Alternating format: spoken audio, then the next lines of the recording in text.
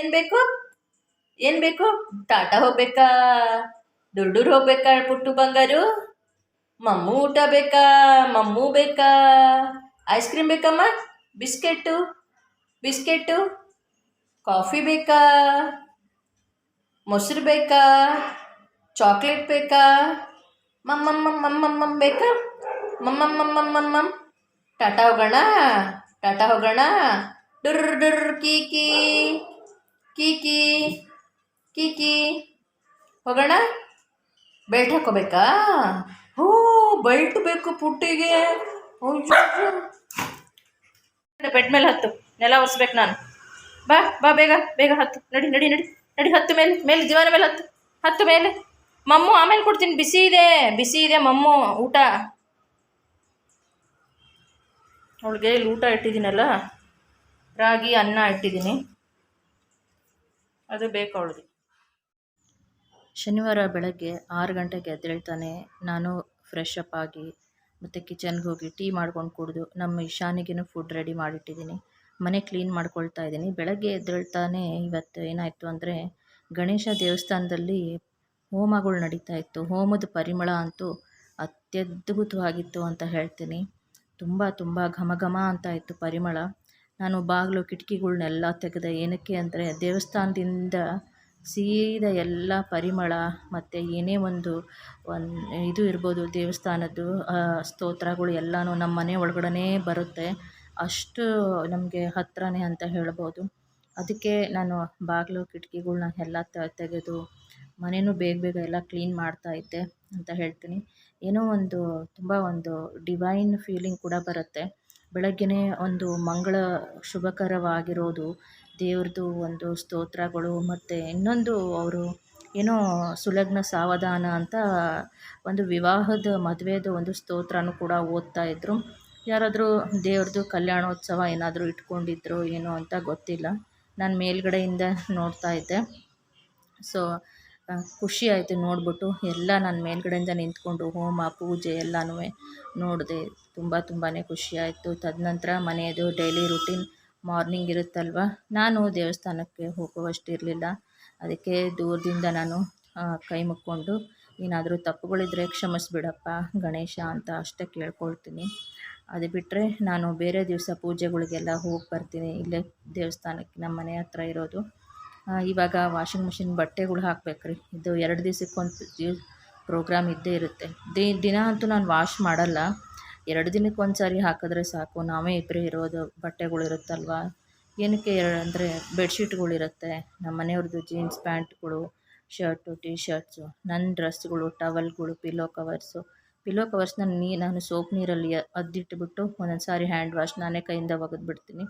But ಬೆಡ್ಶೀಟ್ಗಳು, towel ಇದೆಲ್ಲನೂ ನಾನು washing ಮಿಷಿನ್ಗೆ ಹಾಕ್ತೀನಿ. ಕಾಲೊರೆಸೋ ಮ್ಯಾಟ್ಗಳ್ನೆಲ್ಲ ನಾನು ಸೋಪ್ ವಾಟ್ರಲ್ಲಿ ನೆನೆಸಿಟ್ಬಿಟ್ಟು ಅರ್ಧ 1 ಅವರ್ 2 ಅವರ್ ನೆನೆಸಿಟ್ಬಿಟ್ಟು ನಾನೇ ಅದನ್ನು ಬ್ರಷ್ ಮಾಡಿ ಇಲ್ಲೇ ಒಣಗಿ ಹಾಕ್ಬಿಡ್ತೀನಿ ಅಷ್ಟೇ.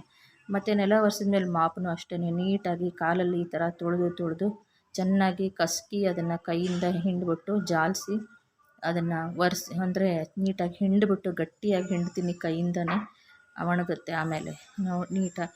ಇನ್ನೂ ಗ್ರನೈಟ್ ಏನು ವಾಲ್ ಇದೆಯಲ್ಲ, ಫುಲ್ಲೆಲ್ಲ ಗ್ರನೈಟ್ ವಾಲನೇ ಇರೋದು. ನಮ್ಮ ಓನರ್ ಅಂಕಲು ಮನೆಗೆ ಫುಲ್ ಎಲ್ಲ ಕಡೆಯೂ ಗ್ರನೈಟ್ ಹಾಕ್ಸಿದ್ದಾರೆ. ಪಾಪ ತುಂಬ ಖುಷಿಯಾಗುತ್ತೆ. ಆಮೇಲೆ ತುಂಬಾ ಒಂಥರ ಸಾಧು ಒಳ್ಳೆ ಮನಸ್ಸು ಅವ್ರಿಗೆ. ಏಕೆಂದರೆ ವಯಸ್ಸಾಗಿದೆಯಲ್ವ, ಕಷ್ಟ ಸುಖ ಎಲ್ಲ ನೋಡಿರ್ತಾರೆ. ಅಹಂಕಾರ ಇಲ್ಲ. ಎಷ್ಟು ದುಡ್ಡು ಇದ್ರೂ ಅವ್ರ ಹತ್ರ ದರ್ಪ ಅಹಂಕಾರ ಅನ್ನೋದಿಲ್ಲ.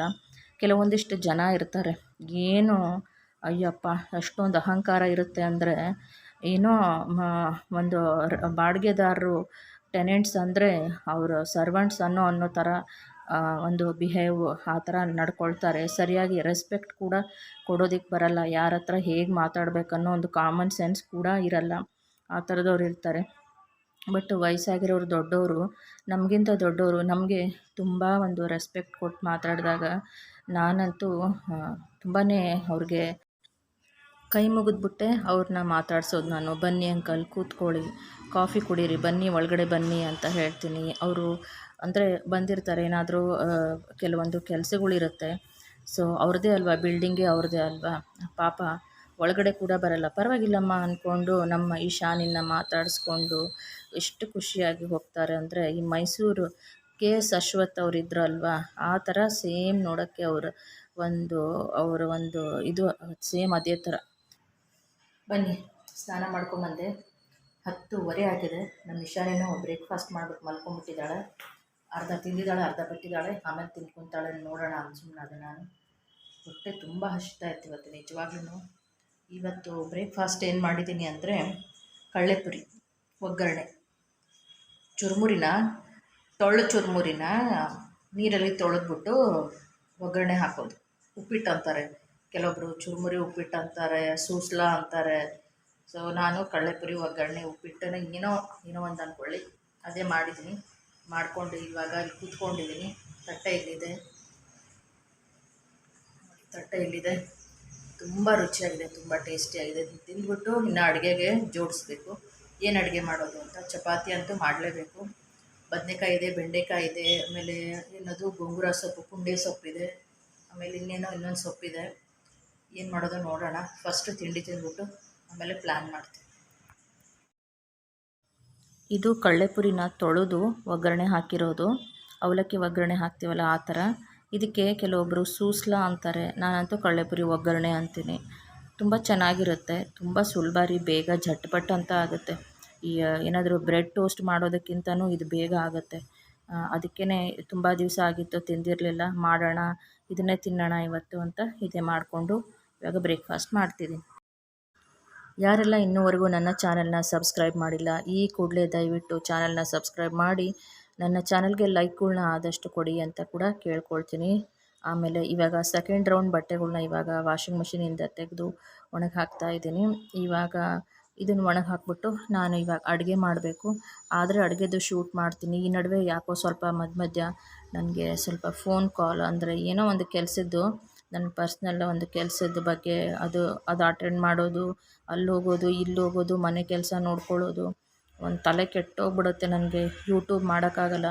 ಮೊನ್ನೆ ಎಲ್ಲ ರೆಡಿ ಮಾಡಿಟ್ಟಿದ್ದೀನಿ. ಯೂಟ್ಯೂಬ್ನ ಕೈನ್ ಮಾಸ್ಟ್ರಲ್ಲಿ ವಾಯ್ಸ್ ಓವರಿಂಗ್ ಮಾಡಿದ್ದೀನಿ. ಎಷ್ಟು ಚೆನ್ನಾಗಿ ಮಾಡಿದ್ದೆ ಅಂದರೆ, ಎಲ್ಲ ಕ್ಲಿಪ್ಪಿಂಗ್ಸ್ ಎಷ್ಟು ಚೆನ್ನಾಗಿ ಬಂದಿತ್ತು, ವಾಯ್ಸ್ ಓವರಿಂಗು ಚೆನ್ನಾಗಾಗಿತ್ತು.